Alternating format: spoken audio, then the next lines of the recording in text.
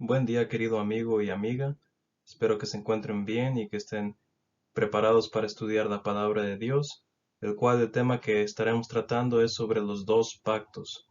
Ya se ha visto en las lecciones previas, pero ahora ya estaremos hablando un poco más de detalle sobre esto, sobre este concepto de un pacto o de un testamento de acuerdo con las escrituras. Como vimos, la Biblia se divide en dos partes. El número uno, el Antiguo Testamento, y número dos, el Nuevo Testamento. El Antiguo Testamento contiene la ley de Moisés. También se le llama el primer o antiguo pacto. El Nuevo Testamento contiene la ley de Cristo. También se le llama el segundo pacto o nuevo pacto. Las palabras pacto y testamento tienen el mismo significado básico. Para nuestros propósitos, las dos palabras se utilizarán en esta lección en el mismo sentido. Serán sinónimas en esta lección las palabras pacto y testamento. Ahora, por definición, un pacto o testamento es un acuerdo o contrato entre dos o más personas. Quizá lo entenderemos más con el siguiente ejemplo. Esto es similar a un hombre que no tenía trabajo. Se iba de lugar en lugar buscando empleo y finalmente encontró a alguien que le daría trabajo. Antes de comenzar a trabajar, le dijeron que recibiría una cierta cantidad de dinero cada mes y que debía empezar a trabajar desde las 7 de la mañana hasta las 3:30 de la tarde. Debía trabajar también estas horas 5 días a la semana. Ahora bien, si este hombre quiere retener este trabajo, debe aceptar estas reglas y condiciones. Y si el hombre toma el trabajo, ha demostrado estar en acuerdo con su empleador, la cual es sellada con un contrato que muestra la aprobación del empleador y nuevo trabajador sobre las condiciones de trabajo. Querido oyente, es así como funcionan más o menos los pactos de Dios. Hay ciertas condiciones que deben ser aceptadas y respetadas que Dios instituye y no el hombre, para que uno al obedecerla pueda tener una buena relación con Dios. Este es el contexto simple o el significado simple de lo que es un pacto con Dios. Ahora, empecemos entendiendo cómo era el antiguo pacto, el primer o antiguo pacto. Si el hombre quiere agradar a Dios, tiene que hacer simplemente lo que Dios le dice que haga. Y esto se detalla en un pacto. La diferencia es severa, se encuentra las diferencias del antiguo al nuevo. Estamos tratando con el antiguo ahorita. Y como se ha dicho, Dios ha tenido dos pactos principales con el hombre. El primer gran pacto de Dios fue con la nación de Israel, con los hebreos, con los judíos. Dios le dio el pacto a Moisés para dárselo al pueblo de Israel. Y estos primeros mandamientos que Dios le dio a Moisés se conocen como los 10 mandamientos. Lea Éxodo 20, versículos 1 al 17. Dios también le dio a Moisés muchísimos más mandamientos y ordenanzas. Solo vea, después de los 10 mandamientos, vea Éxodo capítulo 21 hasta el capítulo 23. Y de hecho, lea Éxodo hasta Deuteronomio y verá ah, los múltiples mandamientos que Dios les había dado a solamente al pueblo de Israel, que contenía ciertos mandamientos de juicio, de ceremoniales, morales, etcétera. Y esto era el pacto que Dios tuvo con Israel en ese entonces. Los israelitas habían aceptado, porque esto es parte del pacto, aceptar condiciones con Dios, y ellos habían aceptado todos estos mandamientos y ordenanzas. Aquí tenemos el testimonio de Israel en Éxodo 24, versículo 7.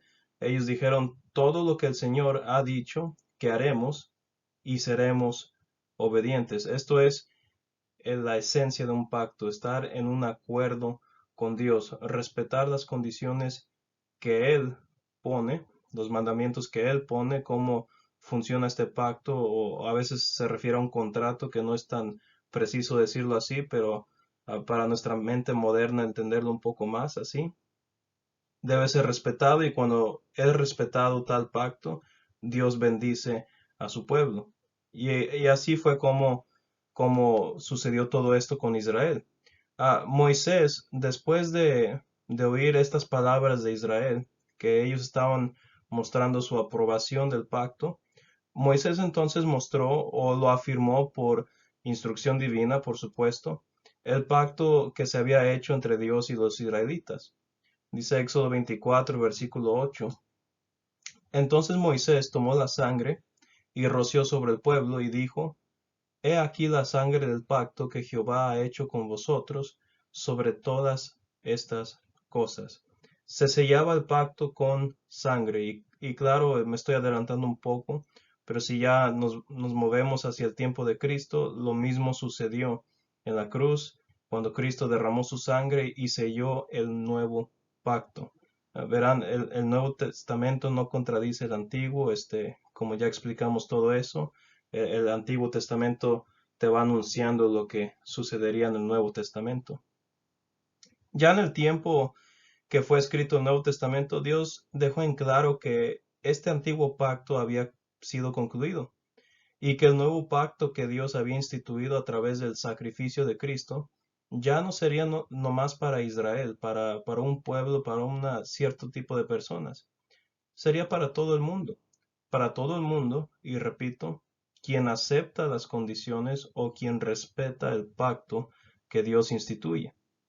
En Hebreos 8, versículos 6 al 7 nos dice, pero ahora tanto mejor ministerio es el suyo, cuanto es mediador de un mejor pacto, aquí se refiere a Cristo, establecido sobre mejores promesas.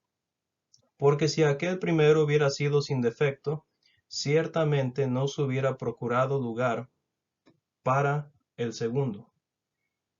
Este primer pacto es también conocido como la ley de Moisés. Debo enfatizar que este pacto, la ley de Moisés, fue dado solo a los israelitas, a los judíos.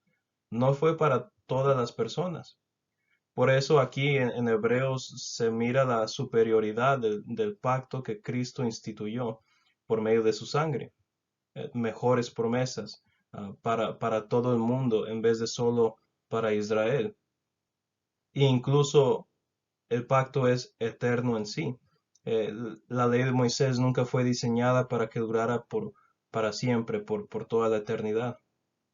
Y pues con todo esto, claro que viene la pregunta natural. Si ya no está vigente la ley de Moisés para el cristiano, si ya no es parte del nuevo pacto, pues entonces, ¿por qué Dios había hecho esto al principio? ¿Por qué no puso primero, por ejemplo, la iglesia de Cristo en ese entonces, en ese periodo de tiempo? ¿Por qué no empezó ahí? Y pues, en otras palabras, entonces, ¿cuál fue el propósito de la ley de Moisés? Claro que esta es la pregunta natural.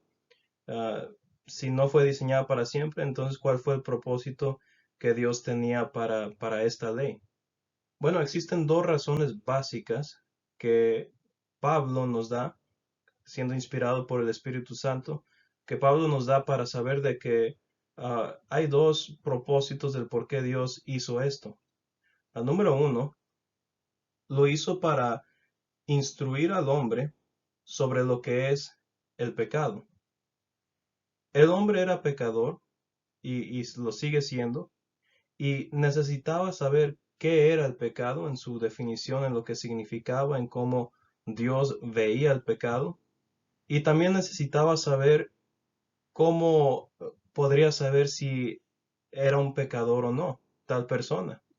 Y pues la ley de Moisés para eso fue también dada, para definir y para ayudar a las personas a crecer en santidad. En otras palabras, la ley de Moisés le mostró al hombre lo que era el pecado y que todo hombre ha pecado contra Dios. En Romanos 7, versículo 7 nos dice, ¿qué diremos pues? ¿La ley es pecado? En ninguna manera. Pero yo no conocí el pecado sino por la ley. Entonces, la función que tiene la ley de Moisés, una de sus funciones principales es definir y ayudarle al lector, en ese tiempo a Israel, a que supiera lo que era el pecado. Otra razón principal del por qué Dios actuó así, que Dios primeramente dio la ley de Moisés y luego trajo el nuevo pacto en Cristo, fue para, pues precisamente, para anunciar a Cristo. En Gálatas 3, versículo 24 nos dice, de manera que la ley ha sido nuestro ayo, se refiere a la ley de Moisés, para llevarnos a Cristo, a fin de que fuésemos justificados por la fe. Otro propósito de la ley era servir como un maestro de escuela, como un ayo, para llevar a la gente a Cristo. La ley de Moisés enseñó a los israelitas hasta que Cristo vino. La ley era solo para mostrar al hombre lo que agradaba a Dios hasta que Cristo viniera. La ley de Moisés estaba diseñada para preparar el camino para la venida de Cristo también. Y como también la ley de Moisés mostró al hombre lo que es el pecado, también ha cumplido su propósito. Entonces, estos dos propósitos que Dios puso en la ley ya han sido cumplidas y es por lo tanto que ya no es necesario um, continuar manteniendo los estatutos y los mandamientos de la ley de Moisés, al menos que se repitan en el Nuevo Testamento. Y casi las que son repetidas son morales o son de justicia. Pero no encontramos, por ejemplo, costumbres o mandamientos ceremoniales o judiciales que se veían en la ley de Moisés que se repitan en el nuevo pacto, porque una vez más, la ley de Moisés era para Israel. Había mandamientos especiales que realmente solo ellos pudieron haber cumplido en su tiempo. Pero todo eso ya lo hemos explicado. Detallamos y continuamos con el estudio, dejando en claro que el primer pacto fue clavado en la cruz y que nos da otra razón del por qué no debemos continuar o tratar de incorporar principios de la ley con lo que es en la iglesia de Cristo. La ley de Moisés tuvo que ser eliminada antes de que la ley de Cristo, este segundo pacto, pudiera establecerse. Encontramos en Hebreos 10, versículo 9, que dice así, he aquí que vengo, oh Dios, para hacer tu voluntad. Quita lo primero para establecer esto último.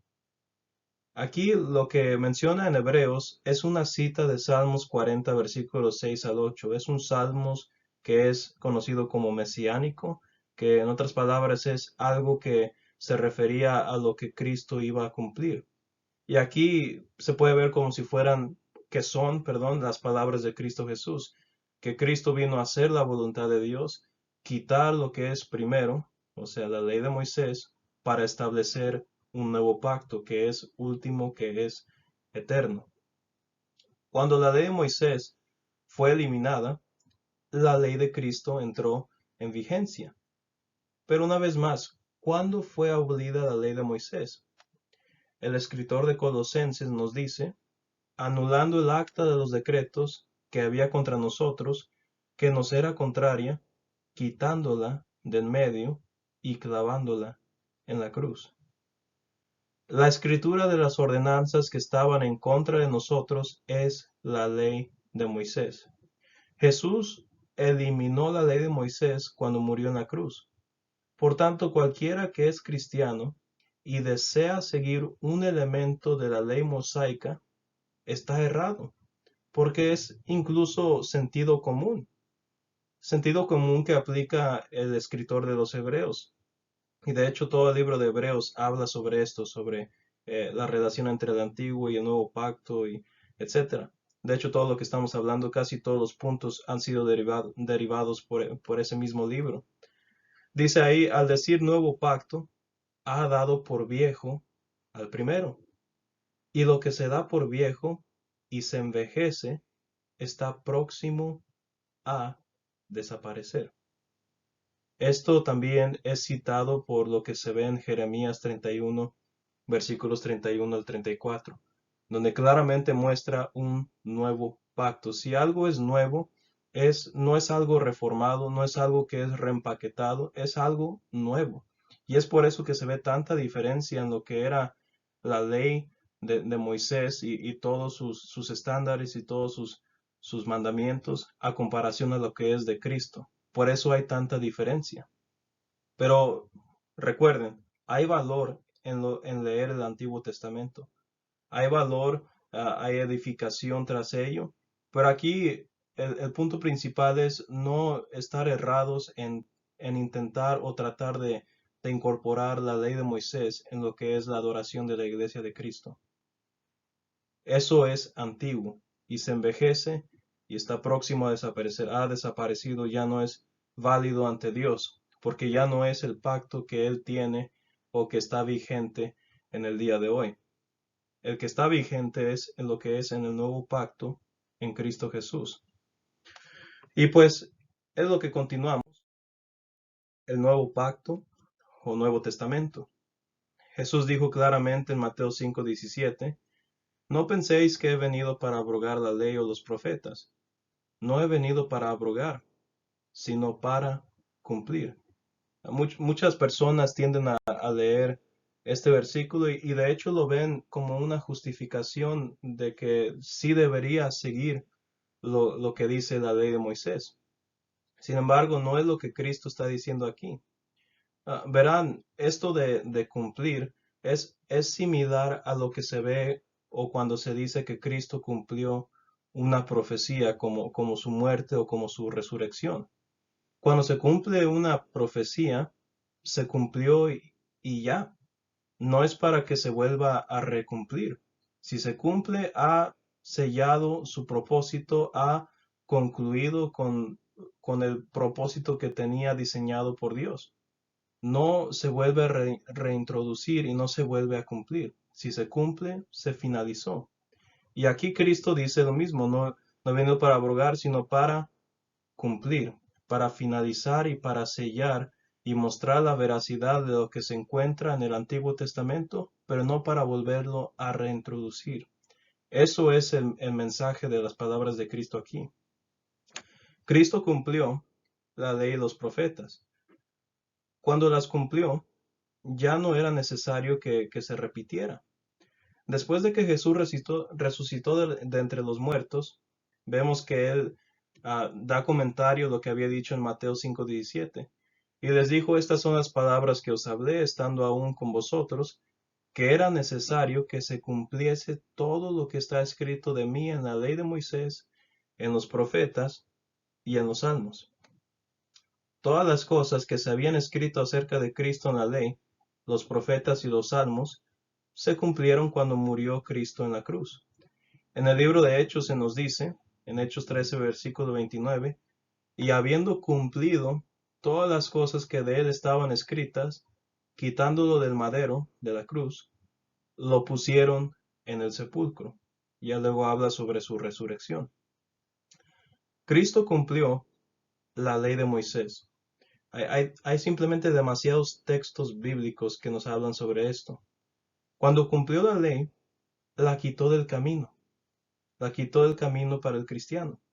Ya no es para que sea obedecido.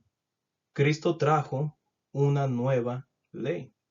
Hebreos 9:15 dice, así que por eso es mediador de un nuevo pacto, para que interviniendo muerte para la remisión de las transgresiones de los pecados que había bajo el primer pacto, los llamados recibirán la promesa de la herencia eterna. La ley de Cristo ahora debe ser obedecida. El Nuevo Testamento llama a la ley de Cristo el nuevo pacto o el segundo pacto. Este nuevo pacto, la ley de Cristo, es para todas las personas. Toda persona. No hay acepción de personas para Dios.